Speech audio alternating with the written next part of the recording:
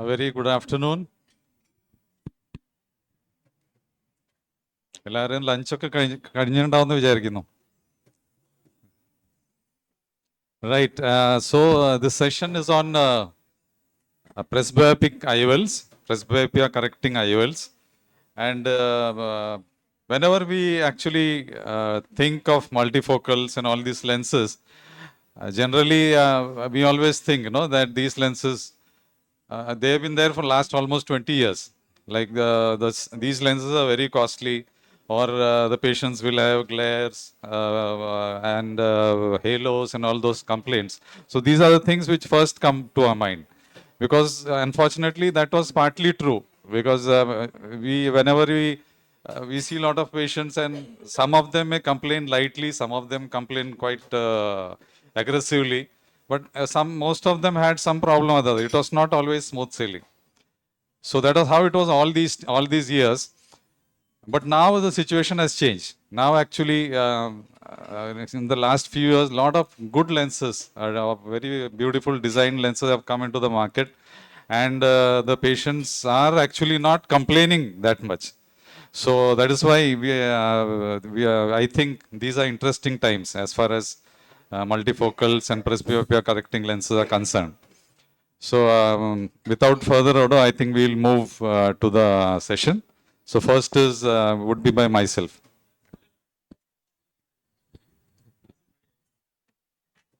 So this will be Dr. Anup Chiret from iVision Hospital to talk to us on essential information before taking the plunge.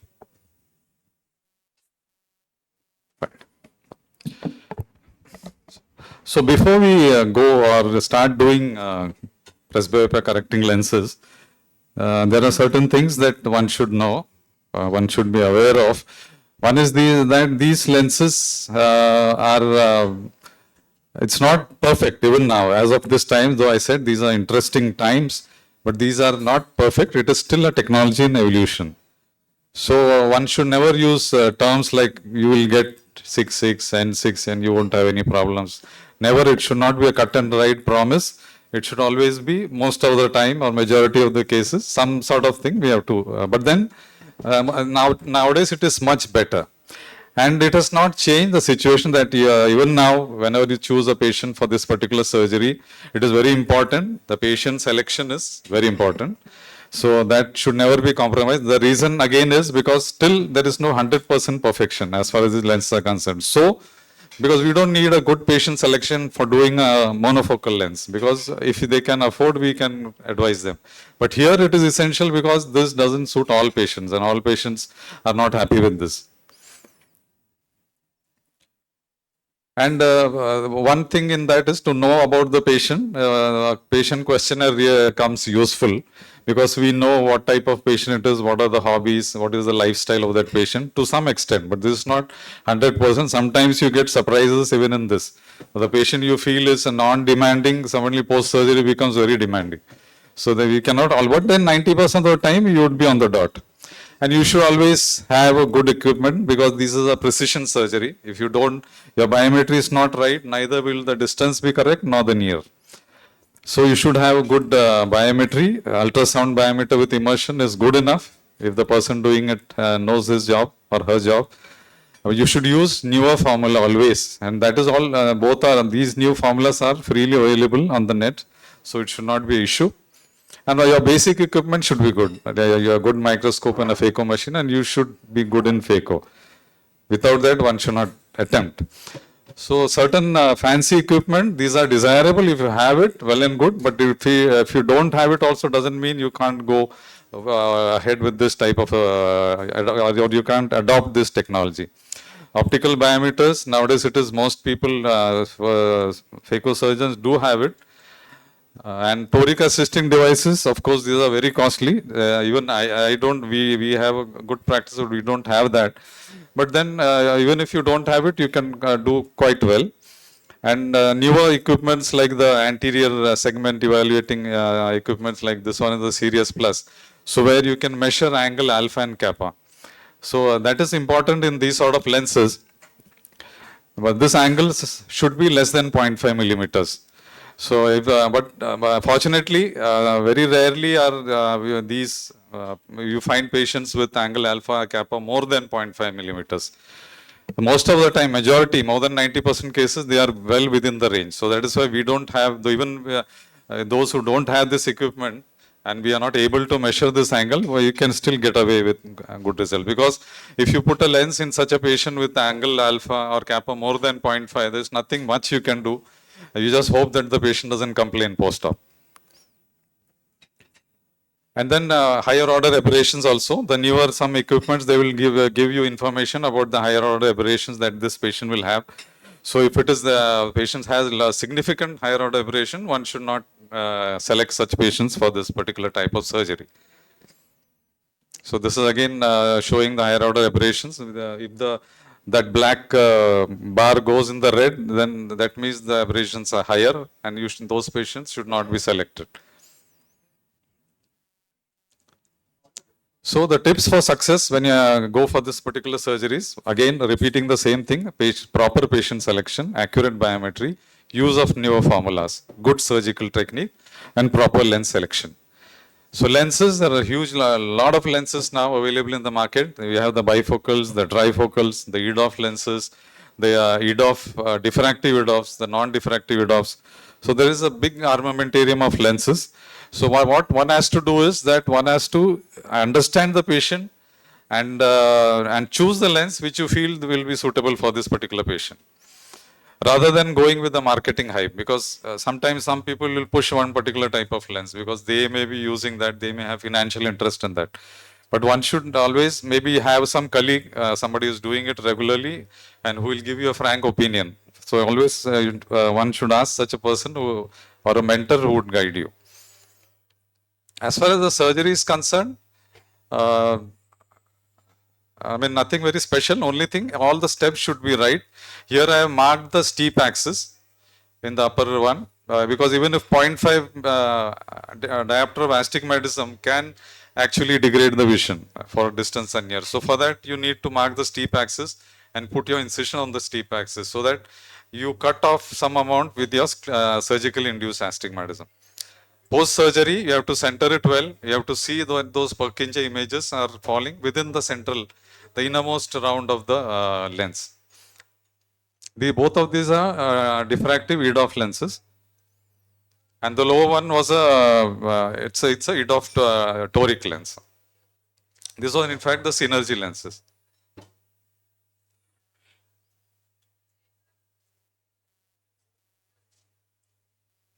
About these lenses, that in detail, the next speakers would be talking to you about that. So I'm not going into depth of these lenses. The important things are that one is the rexus should be well centered, the IOL should be well centered, the wound, there should not be leak. You should hydrate the wounds well, and it's always better to pre-hydrate before implanting the lens. And I always implant my lenses under irrigation. I do for all the cases, because removing the visco, that is the time when you actually cause a lot of unnecessary handling there. So if there is no visco, then there is no handling after that.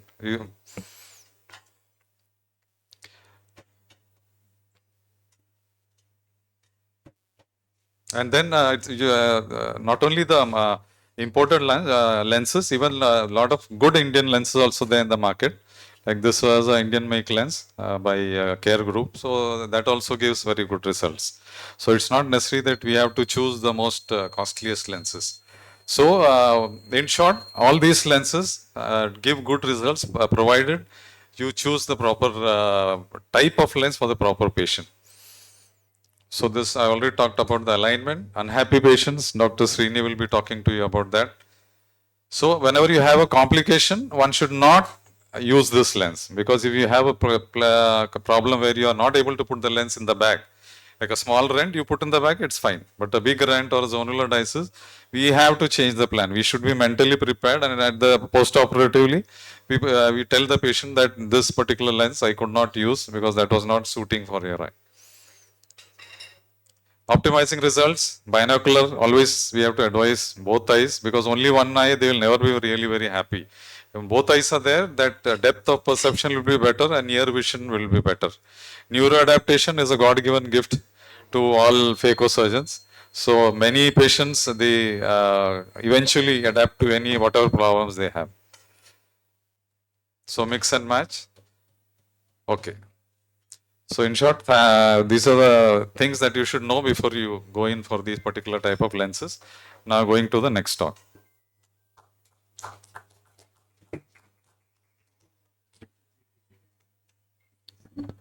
Dr. JK is not reached here, so I'll ask Minu. Dr. Minu will be talking on trifocals. Trifocals, are they still a great choice as far as presbyopia correction is concerned? അടുത്ത് 29 ഈ doctor വന്നിട്ടില്ല, അതിന് പകരമാണ് അതുക്ക് ബദലാ ഞാൻ പേസുവേൻ അടുത്തത്. അപ്പൊ അതുപോലെ ഈ ഡോക്ടർ വന്നിട്ടില്ല, അതിന് പകരം ഞാൻ പേസുമെന്ന് പറയുന്ന പോലെ, if you promise multifocal and tell surgery കഴിഞ്ഞിട്ട് അത് നിങ്ങളുടെ കണ്ണിന് ശരിയാവുന്നില്ല, അതുകൊണ്ട് മറ്റേത് വെച്ചെന്ന് പറഞ്ഞാലൊന്നും ആരും വിശ്വസിക്കുന്നില്ല. Very difficult to convince people, so we'll have to be very clear about what you are doing, and you will have to do a perfect job when you have selected, when patient has selected and you are agreed on trifocals. So thank you, Dr. Anup Chiret, for this great opportunity. He was my teacher. So thanks to, I have no financial interest in this talk because we are talking many things about many lenses, and thanks to all my teachers. And when is a patient satisfied? When they get what is promised. So you will have to promise something before surgery and it has to be delivered. Otherwise, before itself you promise that this promise maybe will have two prongs. One is your regular thing. Other thing is because of your support system, which will be identified only during surgery. If your support system is not good, then we will place another lens. That we can always tell. Your support to the system was not good. That you can promise. So monofocal IOLs, we always say satisfaction guarantee. It is not so. Even day before yesterday, one person came and told me monofocal, and he knows that near vision. കണ്ണ് പൊത്തി നോക്കിക്കഴിഞ്ഞാൽ അടുത്തൊന്നും കാണുന്നില്ല കേട്ടോ, അങ്ങനെ like that, just complain, just to sake of complaining. So not that they are more less prone to complaining. That's all. So these are the options now available when they want spectacle, freedom, or independence, and when they make this choice, they have to make the choice. That is my point. They have to make the point and they will come back after making the choice. Then it will be a special thing. So we will specially investigate them to see whether they are okay for trifocals. So the first question I ask them is, do you want convenience or the best quality vision? By that you will get to know what is their basic concept. എനിക്ക് കണ്ണാടി ഇല്ല നടന്നാൽ മതി, കുറച്ച് clear ഒന്നും എനിക്ക് പ്രശ്നമല്ല, ഞാൻ വണ്ടി ഓടിക്കാറില്ല, ഇങ്ങനെ പറയുന്ന ഹൈ ഫ്ലൈയിങ് ആൾക്കാരാണെങ്കിൽ they will adjust to this thing very easily. പക്ഷേ ക്വാളിറ്റി കുറയും അല്ലേ, ഓ ഞാൻ മറ്റേ ഈ ഫൈൻ ഇത് ഞാൻ കണ്ണാണ് എപ്പോഴും ഉപയോഗിക്കുന്നത്, ഇങ്ങനെ പറയുന്ന ആൾക്കാരുണ്ടെങ്കിൽ നമ്മളൊരു കണ്ണ് ഉപയോഗിക്കാത്ത പോലെയാണ്. അപ്പം എനിവേ കണ്ണ് ഉപയോഗിക്കുന്നത് വലിയ വിഷമാണെന്ന് പറയുന്ന ആൾക്കാരാണെങ്കിൽ you stick on to your quality stuff which is monofocal and don't push from your side. And this is always shown, whatever lens it is. It will not be as crisp as your monofocal knowledge will have to be told. In my room also it is there, in counseling also it is there. In counseling there is a full video. And as I said, the regular cataract surgery has to be proper. We should not be under too much of tension. ഇങ്ങനെ വരുമ്പോൾ വേറെ option ഇല്ല. There is no other lens available to replace this. അതുകൊണ്ട് we are little more tense. ഇത് correct ആയിട്ട് പോകണം, rhexis centre ആയിരിക്കണം, അങ്ങനെ വിചാരിച്ചാൽ you will do an irregular rhexis, something might happen. So don't consider them as different. We do regular stuff പിന്നെ ഈ IOL ടോക്കിനകത്ത് വെച്ച് ഒരു വീഡിയോ എങ്കിലും കാണിക്കേണ്ടതെന്ന് വിചാരിച്ചാണ് ഞാൻ ഈ വീഡിയോ എടുത്തിരുന്നത്. There is no point in showing a cataract case when you are talking about IOLs. But just like that, it has to be a centered lens and also. So can it be implanted in any patient with cataract? Remember, there are 7 C's where you have to be cautious. Conjunctive and ocular surface. If you notice very carefully, 75 to 80% of our patients have MGD or dry eye. There is no dry eye. It's only MGD related stuff. So MGD related stuff is always there unless you look for it. Even if you don't look for it, you will see it. It is there. അതുകൊണ്ട് patient മറ്റടുത്ത് പോകുന്നു വിചാരിച്ചിട്ട് if you start operating on every patient who comes next day put trifocal, then they will never leave you and then keep on coming and then nagging you. So അതുകൊണ്ട് be careful about all that, treat that and then only take up patient. Otherwise I refuse. 2 weeks I don't take. Even if they are in a hurry, no taking without correcting that. Cornea, especially the astigmatism, as he was telling, I correct 0.5 onwards. 0.5 onwards, any astigmatism will be corrected with the, it is much costlier when you compare the toric multifocal, it's much costlier, but they will have to pay for it. Otherwise, I will not accept, I will not take. And aberrations, as you were saying, higher order aberrations, if you measure only, you will know. 0.3 is normal, but if they have much more than regular what is that, corneal aberration, they would have had refractive surgery, then this will add on to that and then they will have further problems. So centration, again, anything, as he said, anything which affects the centration, please don't do. Angle kappa, angle alpha has to be measured, and there is a school of thought that it is not very important, but it has to be centered in the pupil. That is very important. Capsule, anything with the deficient capsule or something which affects the zonules on a long run also, please do not. Myopia, not myopia, RP and pseudo exfoliation, and if you have a zonal dialysis or diffusely loose zonules with a shallow chamber with a thick lens, all these things are prone to contracture and decentrations later. Do not do. Anything which affects the macula or even the optic nerve, reducing the contrast, I do not take. That's it, I do not take. And cortical adaptation, so it doesn't mean it is the same. As he was telling, some people adapt, some people do not adapt, but nowadays these kind of lenses, they don't need too much of adaptation nowadays. I don't think the newer generation needs too much, but this is there in people. Some people do not. Innale kuda 2 years post op patient came, negative dysphotopsia still there, regular lens, negative dysphotopsia from beginning it is there, doctor, ippozhum undu doctor. ഞാൻ പറഞ്ഞു ഇനി അങ്ങോട്ട് കാണും, mind ചെയ്യാതിരുന്നാൽ മതി, ഒന്നും ചെയ്യാൻ പറ്റില്ല, അല്ലെങ്കിൽ ഞാൻ ഇത് കുത്തി തുറന്ന് എടുക്കേണ്ടി വരും. അങ്ങനെയാണോ? ഒന്നും വേണ്ട, അത് കുഴപ്പമൊന്നുമില്ല, ഈ സൈഡിൽ എന്തോ വെച്ച് കെട്ടിയിട്ടേ ഉള്ളൂ, വേറെ കുഴപ്പമൊന്നുമില്ല. സോ അതുകൊണ്ട് അങ്ങനെയൊക്കെ പറഞ്ഞ് ഒന്നിൽ threaten or try to explain properly. And also 7th C is this kind of patient. ഇങ്ങനെ വന്ന് ലുക്ക് കൂടുന്ന പേഷ്യൻ്റ് ഉണ്ട്, ഇങ്ങനെ ഇരുന്നിട്ട്, അല്ലെങ്കിൽ ബൈസ്റ്റാൻഡറിനെ നോക്കണം, അപ്പുറത്ത് ഇരുന്നിട്ട് ഇങ്ങനെ നോക്കും, നീ ഇതാണ് പറയാം. അപ്പോൾ അത് you have to watch when you talk to patient and bystander. Then the other part of the patient, profession, lifestyle and attitude. Profession, high performance professional people, engineer, architect, pilot and all those. You have to be cautious with them because they are detail oriented and then they don't like this dysphotopsia. If you talk to them, you will know. അങ്ങനെ no എന്ന് പറയുകയാണെങ്കിൽ please don't choose. EDOFs are better. There are very good EDOFs now. Digital lifestyle people, they are good actually. If you explain to them very well that this kind of light dysphotopsias may be there, but for your near work, you will be very less dependent on glasses. And if you tell, they are quite, they are easily convincible. You don't have to convince. You have to tell the facts and make them come up with the answer that I want that. And retired and very active, excellent people. 70 years, I was telling somebody, a 70 years old patient coming with jeans and t-shirt and also, I said, I don't want glasses. You know, I am 70. അങ്ങനെ പറയുന്ന ആൾക്കാരുണ്ടെങ്കിൽ no problem. ഇട്ട് കൊടുത്താൽ മതി, they don't care. കണ്ണാടി ഇല്ലാന്ന് മാത്രം കിട്ടിയാൽ മതി. Light and all, who cares? അത് അങ്ങനത്തെ people please identify and then use. And then practical, workers, shopkeeper, farmer kind of people, they are good. But provided, because അവർക്കും കണ്ണാടി ഇല്ലാതിരുന്നാൽ കൊള്ളാമെന്ന് തോന്നുന്നുണ്ട്, അവിടെ നോക്കുന്നു, എഴുതുന്നു, കണ്ണാടി വേണം.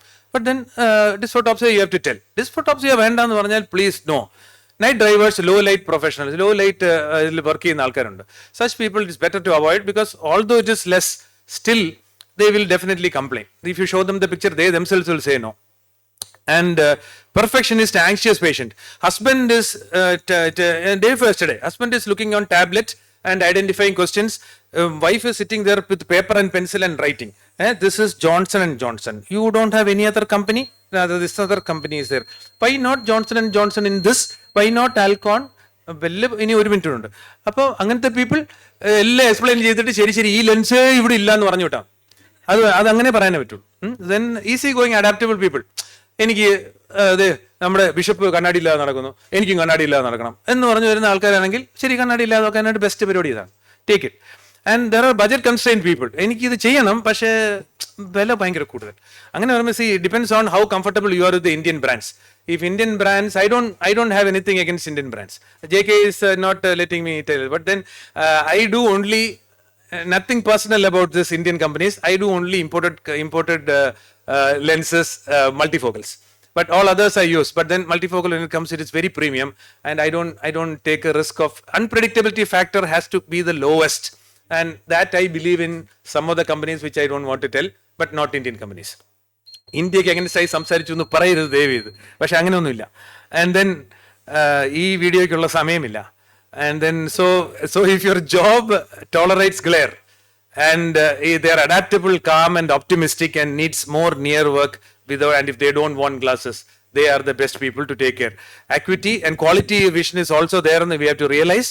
And affordability is also one thing. They may want it, but then if you push them into a 1 lakh procedure, then they will say so much of effort they put in taking money, and then they'll try to find out the defect in whatever you have done. So don't push them through if they have a placement. So post-operative period also, if it has to be hassle-free, please spend time in your clinic. All these people with EDOF and multifocal, they come back to me for counseling, and I spend more time there, and then only make them undergo this. The surgery is premium when what is promised is delivered with high predictability, and still presbyopia correcting IOL is yet to emerge, and we are waiting for that, and thank you very much. Thank you, Dr. Meenu. Let me invite Dr. JK. Enhanced monofocals within kissing distance of multifocality. Dr. JK. Yeah, this talking after Meenu is very difficult. If not impossible. So coming to the EDOF lenses, why EDOF has come to the picture? Because for the ground around the world, say when I'm doing my post-graduation in 1989, 86 was the first multifocal introduced in the world, Pharmacia. It's called 811E. It's a diffractive multifocal, and they slowly this is ECCE with the sutures. The market is around 4.5% to 5% of the sales. But what is the market now? You know, multifocal IOL, diffractive? No, in general, overall market. Yeah, 2.5% now. So from 5% it has come to 2.5%, and none of the IOLs introduced by premium companies and like Alcon, any other company, you name it, all they stopped manufacturing that particular model within 5 years. There is a restore. So here comes why they all closed down. Why it came to the business now went to the monofocal, enhanced monofocal or EDOF lenses. Why it has come is what we are testing in the vision or whatever test in our clinic or in the laboratory, it's not matching the patient's visual needs. We just test Snellen's visual acuity and black and white letters. You put multiple letters and read it. That's not the world. People don't keep on reading black and white letters and move around the world. When they look at, we see N6 letters, but they don't see. They see a video in a mobile phone which has colors, which has moving. That's completely different from black and white E, B, C, D. Anybody can see, even just look like that, looks like a E. That's a different one. So whatever methods of Snellen's has come, they are only black and white. And whatever defocus curves, which are the hallmark, which are the standard method for assessing the multifocality of the IOL or any other extended depth of focus, all are letters only, black and white letters. And the latest benches which we use, the each power, pupil size, what is the power distribution in each pupil size, we measure different. We improved a little bit in the optical bench, but still it is one color. We select 540 nanometers when you are selecting the optical bench. We cannot select all the colors. We select only 540. That's somewhere between the blue and green. But the real world, you have green, gray, blue, red, all the colors. That is a big challenge. So there comes the extended depth of focus. As you know, spherical aberration, the peripheral rays will focus near, further, and aspheric, it will be in focus. In extended monofocal, what we do is we do extended negative spherical aberration. So the peripheral rays will focus farther instead of near, and the central rays will focus into the near point, little bit near point, so that when the pupil constricts, the center point will come into the focus, so it comes to the near vision. When the pupil dilates, when you are looking at the distance, the overall lens, it's not all the lens won't become, it's not accommodative. Overall, the power, overall energy distribution will be distant dominant. When the pupil constricts, it becomes 2 millimeters, it will become equal distributed in the near. That is the principle behind the extended monofocal or enhanced lenses. So to see the depth of focus, for example, these two pictures, you see it in my standard pictures you might have seen, both looks almost similar. But if you look it carefully, here, the second line, you don't see anything. Here you see it, you can see second line, you can see even the spring and everything. But overall contrast of the image on your right is very low when compared with the left. So that is the contrast sensitivity which people talk. It's no meaning at all in contrast sensitivity in real life. So you don't find any difference. And at the same time, you see the extended. For example, here you see it. This is the principle between the extended depth of focus. One of the first lenses introduced enhanced. Now every company is having lenses. They are equally good, and they are able to make it the same principle, that increasing the negative spherical aberration. There are a lot of calculations, there are a lot of methods to do that in manufacturing. Conic constant method, there is a spherical aberration, there are a lot of pi square methods, but so one of them they use it in optical bench. So over that, the peripheral vision power is less than the central vision. So what happened, this became very successful, these lenses. So people now, they don't want to, the phobia and the bad repetition of multifocal lenses, they want to get rid of it. So they introduce the idea of extended monofocal or enhanced monofocal, they call it as. Now the companies want to capture that name and put multifocal IOLs into that segment. They want to use EDOF name, because you cannot restrict the people using EDOF name by law. Anybody can put any lens EDOF. They are putting diffractive multifocal into EDOF, and they are labeling or refractive multifocals into EDOF. They are all EDOF now available or not negative spherical aberration lenses. Some are there, some are, for example, VVT, it is a refractive wavefront guided, wavefront optimized refractive lens, multiple segments, but they put it as EDOF. So why they did like that is because they are not able to sell as a multifocal. Already Europe multifocal gone. Diffractive multifocal they removed from the Europe. Only available in US and Indian market. Within 5 years it will disappear. Within 5 years there will be no diffractive lens manufactured in India. Or they sell it, one leftover stock they are selling. After that it will, all companies will disappear. Already European market completely they stopped it. Only US market and Indian market they are selling the diffractive multifocals. Then comes the material. So the material, of course, you need a different materials will have different properties. So they reducing the material property main or is the reducing the chromatic aberration. So that is the one. So that chromatic aberration reduces because it's not black and white letters, but we are measuring with black and, but life is not black and white letters. Another important thing is the AC. So some ophthalmologists thinks even 80 years, 70 years, they should behave like a 20 years old person. But that's not the true. A heart, brain, anything, 80 years old person is different from a 20 years person. For us, 20, 20 and 6, that's the same. Is a 20 years, 80 years, 100 years, he has to see 20, 20 years to see N6. Otherwise, that's a big challenge here. The number of cones will come down, rods will come down, processing capacity will come down. So it doesn't work in the same way as we expect these lenses. Why we are failing? So this is 2020. Happiness, unhappiness. He got a big talk. He can talk. Who is happy? Who is unhappy? That's a different issue. Happiness, unhappiness, nothing to do with the IOL. But who is the patients who waste your chair time most? Multifocal patients, not the monofocal or extended monofocal. So that is the biggest challenge around the world. And my simple question is, if you don't pay extra money, are you going to do multifocal IOL? If you don't get extra money for your surgery, per surgery, are you going to put a multifocal IOL or a monofocal IOL? That decides what is truly necessary for the patient. Extended monofocal is the future. Extended monofocal is the best option for the human eye, because multifocal, they failed for 30 years. When I started telling 85 onwards, they are trying companies. They are not able to increase even 1% of the business in multifocal. And so many lenses they changed. None of the lenses stayed more than 5 years. You take Restore, Technics, Synergy, Symphony, nothing stayed more than 5 years. 5 years they disappear. So what you do? If the patient comes, the lens was bad, they removed from the market. Same Apaswamy lens, PMMA lens, 30 years, same lens still selling 5 lakh lenses per month, they are manufacturing. So what is the best lens? Which gives least complaint? Do not waste your time counseling. What counseling you do it? Patient saying, I can't see. What you will do with that? That fellow, keep on talking. Don't waste your time. Enjoy your life. Thank you.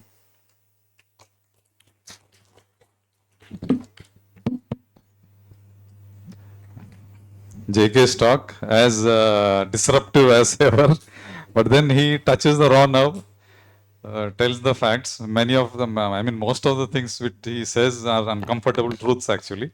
Anyway, we'll have a good discussion afterwards.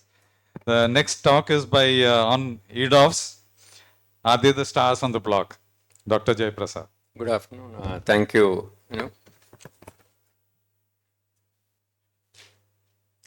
In the search for an ideal IOL, we have seen that monofocal IOLs give best uncorrected visual acuity at a fixed distance.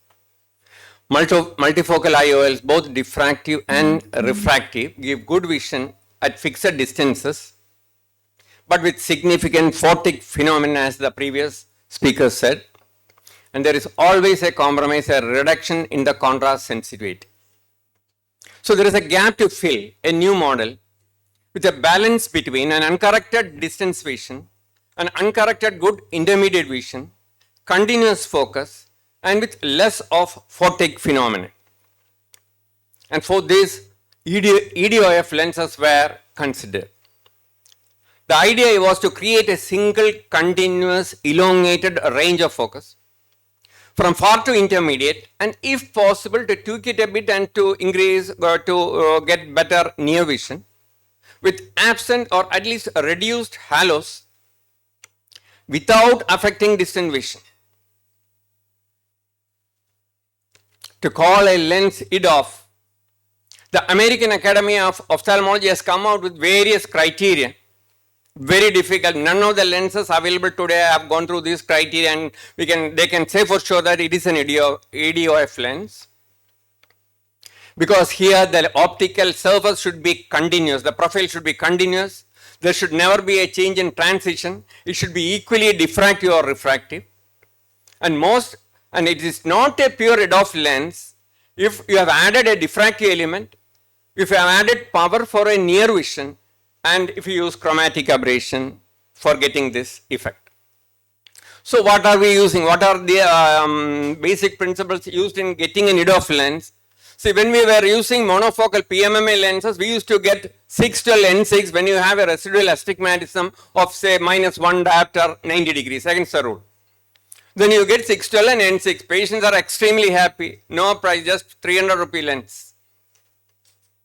612 is more than enough. Nobody is sitting and staring at the stars.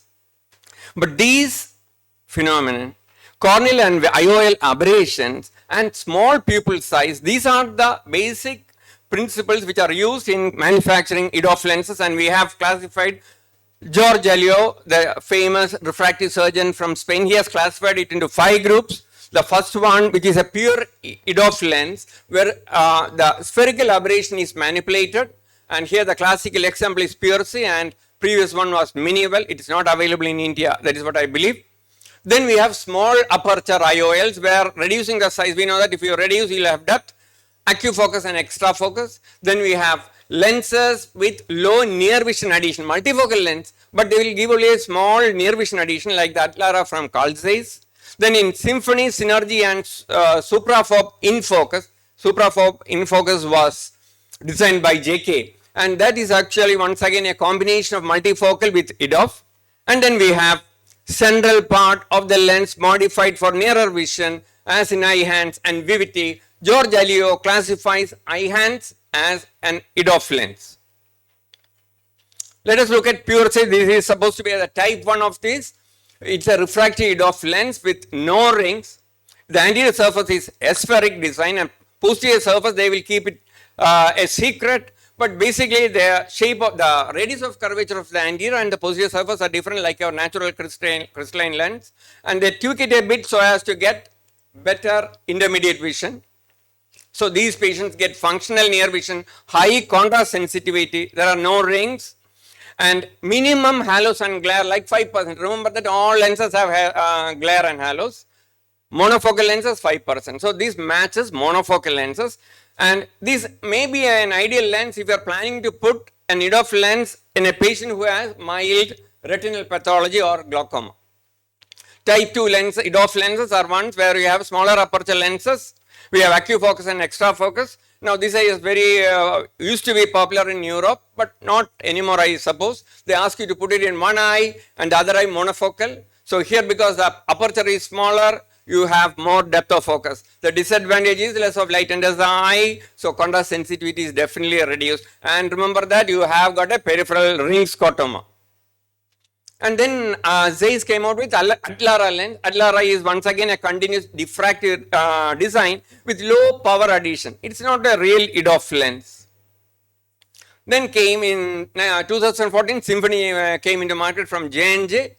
It's actually a diffractive lens, diffractive EDOF lens with multiple rings on the back, an aspheric anterior surface. Multiple rings on the back means definitely there will be glare and halos, but it gives good visual acuity across all distances. And then they further modified and reduced the rings to 15 rings. Once again, this gives less of photic phenomenon and it's better in mesoptic conditions. Then in India from Appasamy Associates, we had this hybrid multifocal EDOF combination where this is essentially a bifocal refractive lens with an EDOF profile. The central zone of 1.2 diopters has a plus 3.5 diopter addition. So you have got a small bubble in the center. If you see the lens, you will identify. The posterior surface is aspheric. So George Elio says it's not a real EDOF lens, but it gives good clinical results in my hands. I do use Indian lenses. And type 5, the final one is where the central part of the optic is modified, the profile is modified. The two examples are iHands and the Vivity from Alcon. Here the variation, the geometry of the central optical zone is done, but both the companies do not really explain the real optical principles in this manipulation because they do not want their competitors to know about this. iHands is marketed as an enhanced monofocal. It has an optics with increasing power from periphery towards the center, but there is no demarcation line as the classical definition of an EDOF lens, and has a tiny central 1 millimeter plateau for intermediate distance. It gives excellent distance vision as good as a monofocal lens and has a low potential to induce photic phenomenon. Majority of my cases I use iHands and iHands alone.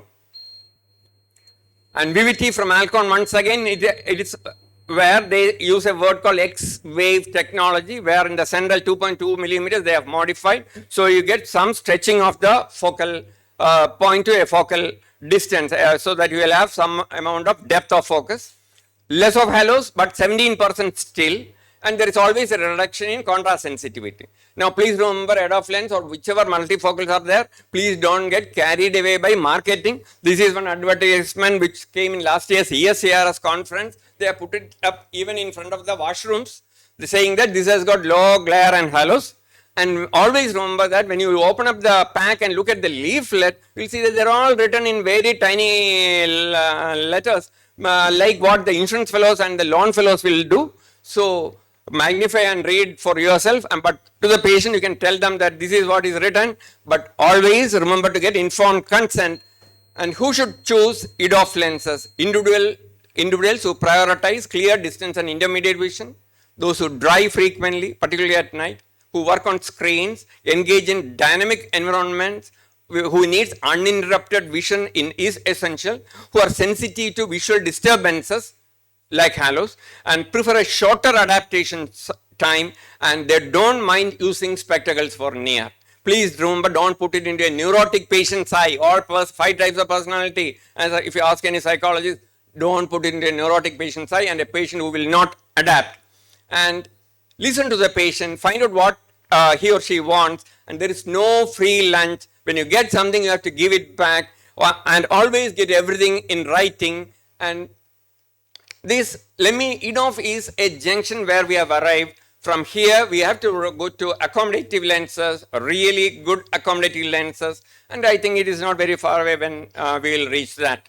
Thank you very much, and Let me also tell you one case that I had 15 years back, multifocals done bilaterally, 6 and 6. It was a homemaker. She said she has no problem with halos. So I implanted bilaterally 6 and 6. She was very happy. And at the age of 60, she went and got a driving license.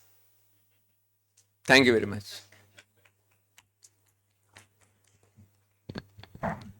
Thank you, JP sir. We will go later have discussions on this. And let me invite Dr. Srini Adaklon.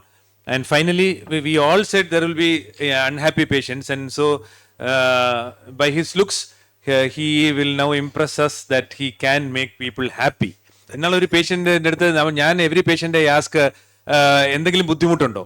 So അത് പൈസയ്ക്ക് കുറച്ച് ബുദ്ധിമുട്ടുണ്ട് ഡോക്ടറെ. അപ്പൊ ഇങ്ങനെ ചോദിച്ചാൽ diffuse ഹാപ്പിനെസ്സിന് many reasons ഉണ്ട്, അൺഹാപ്പിനെസ്സിന്. അപ്പോൾ whether it is related to your surgery also he will tell us. Thank you, Manu.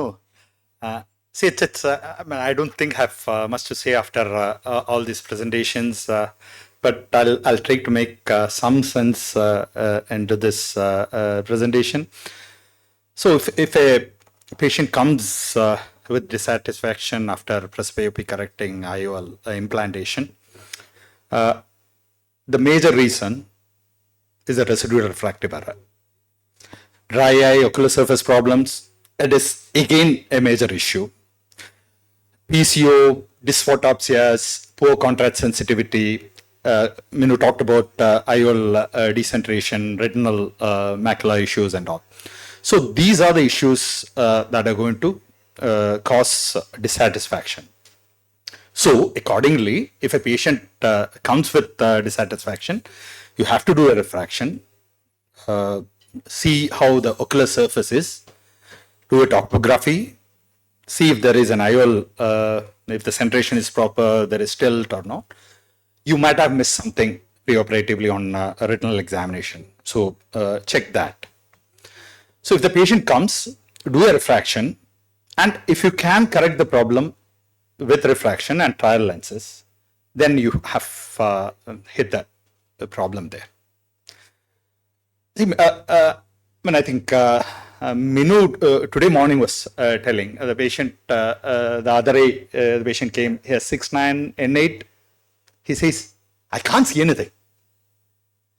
So he's actually comparing with the other eye. It's a comparison I'll come to later.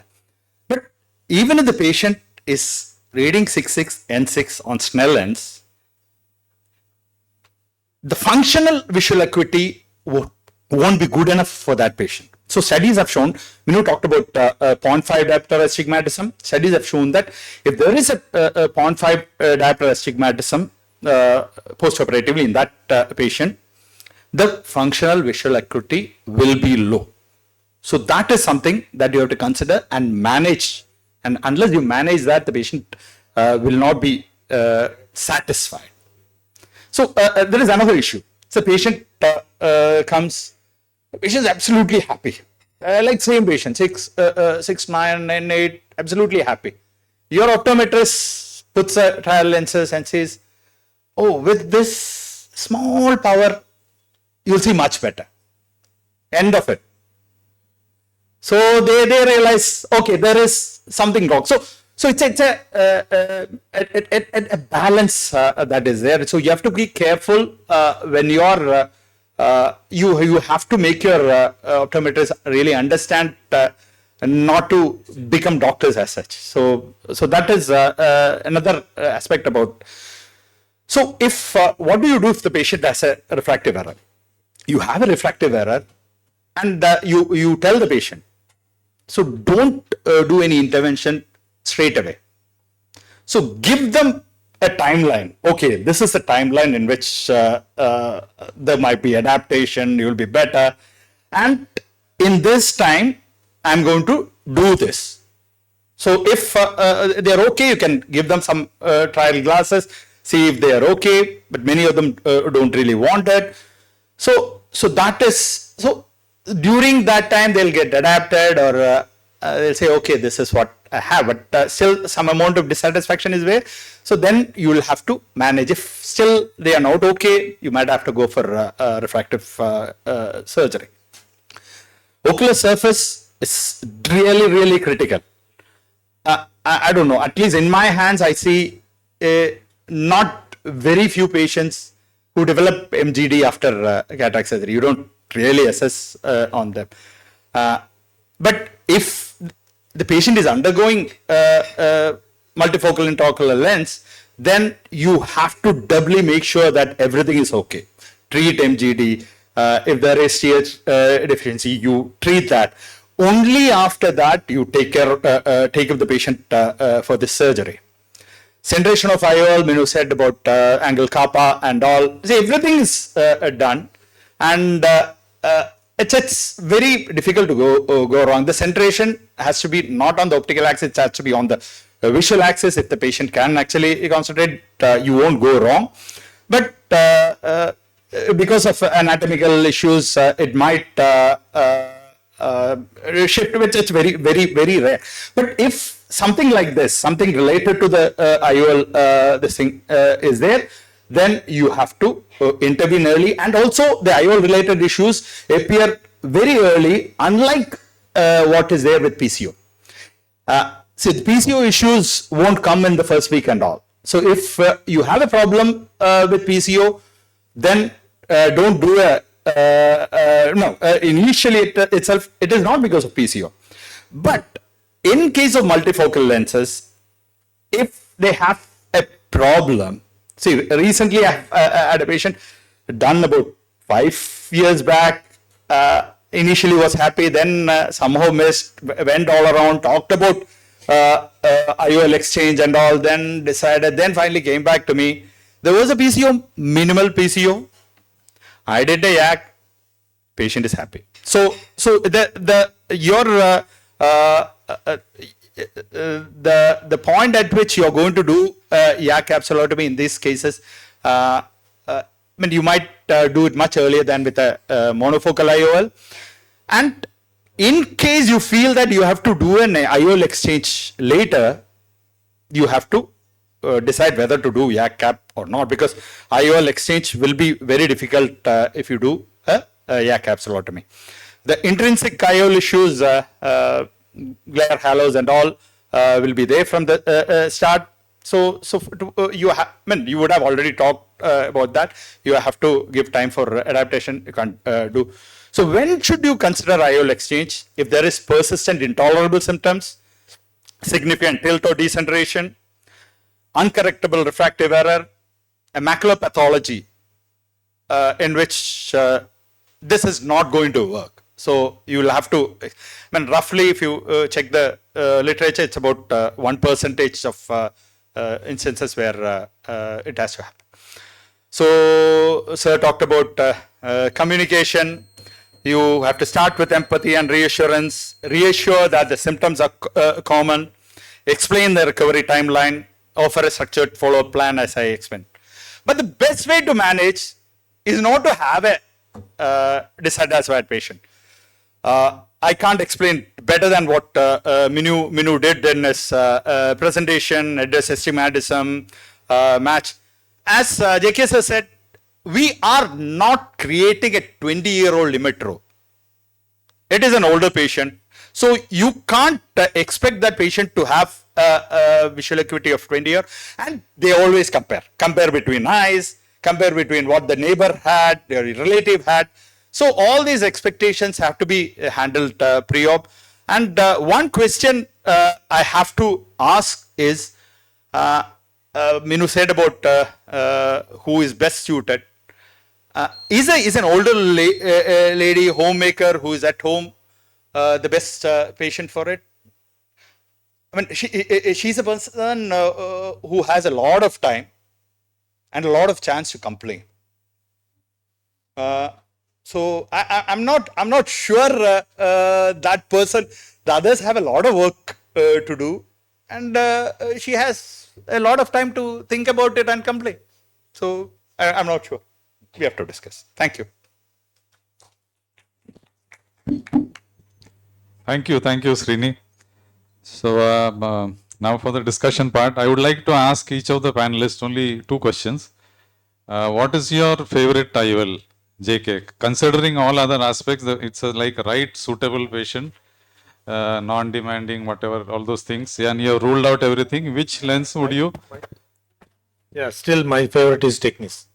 Technis only. Technis. So it's absolutely even better than eye hands. The Technis, one eye at least Technis. The other eye I can go for eye hands or go for micro monovision, but it gives absolutely fantastic vision, colors. The patient will be mesmerized. So whatever you counsel it, patient post-operatively and convince him, he is going to tell at least as Srini has said this. People without much work, they are going to tell 100 patients that yellow is useless fellow. He has charged me so much, I am not saying anything, and he says he keep on counseling. Every time I go, he wastes my time talking, not saying properly, and examining where is my problem. He is only talking, they say. And it doesn't work. It doesn't work in our practice. You may be happy, ultimately patient got bored, he will not coming to you. Techniques gives the best results. Okay. Nil complaints. And the second question is, have you ever had to explant a lens because of multifocal lens because of too much of patient complaints? My patient not mentioned. Many patients came from the other hospitals and they came for one eye operated. Second eye, the surgeon is forcing to go for multifocal to get rid of the symptoms. They're scared. They never got surgery done. After 5-6 years, I put a technique in the other eye. They are very happy. And they abuse the other doctor. Abuse like anything in front of you. Okay, thank you. Srini, what is your best lens? I mean, amongst presbyopia correcting lenses.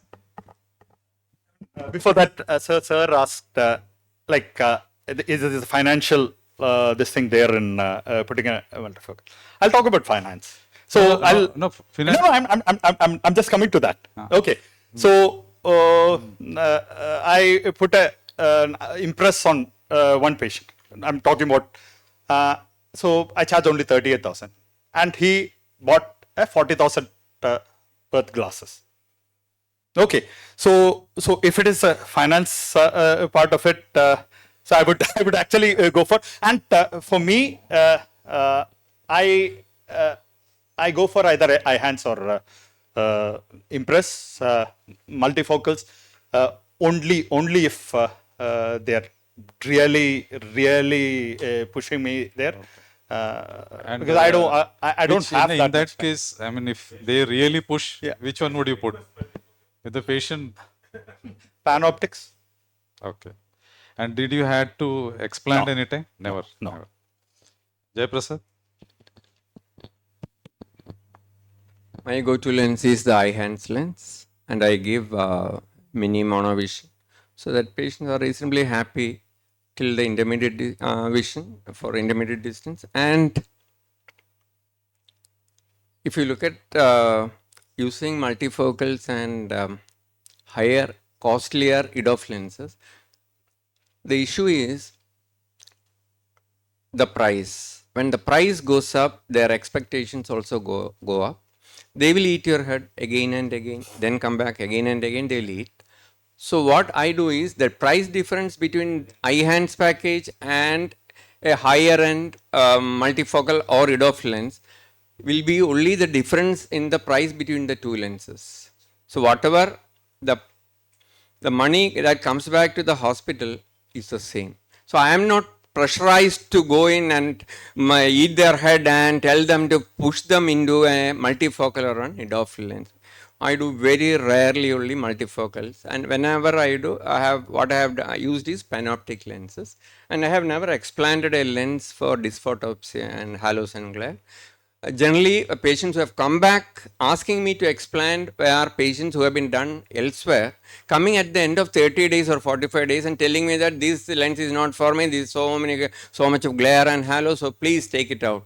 So I counsel them and tell them whether he has put it in or I put in the lens, this problem will remain for few months. Your brain will definitely adapt. I am yet to get a neurotic patient in whom the lens has been implanted. So I have never explanted. Minu? If patient says I can wear glasses for very small letters, my go-to lens is VVT. And if they do not want glasses at all and are okay with glare and halos, my go-to lens is panoptics. But I'm using iHands a lot now because the cost package is much lower. Exactly opposite to what he said. iHands is much lower and VVT comes very high up. So the number of people taking VVT will be lesser and iHands will be much more.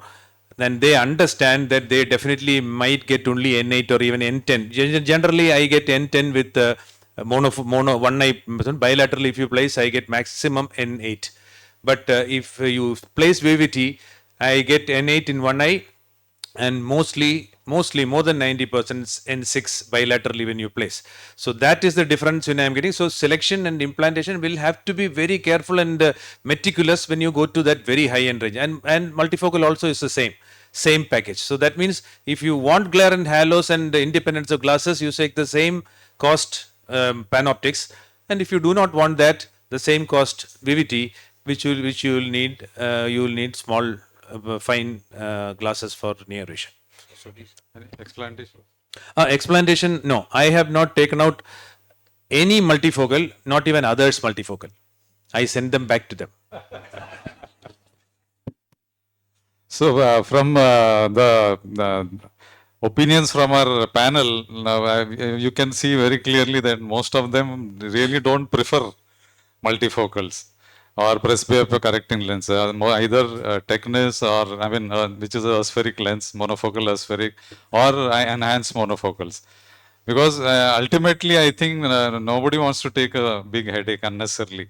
Because companies are making more than unnecessary. Why to waste your sleep because for some particular surgical company?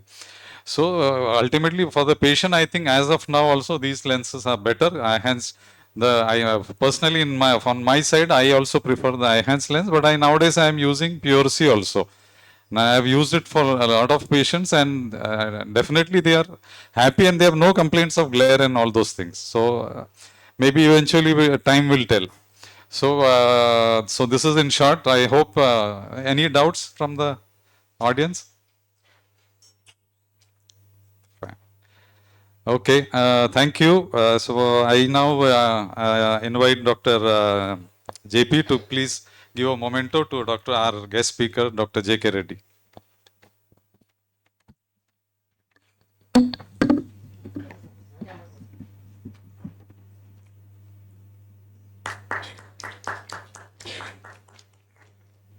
Give me a big round of applause because he gave a super focus lens.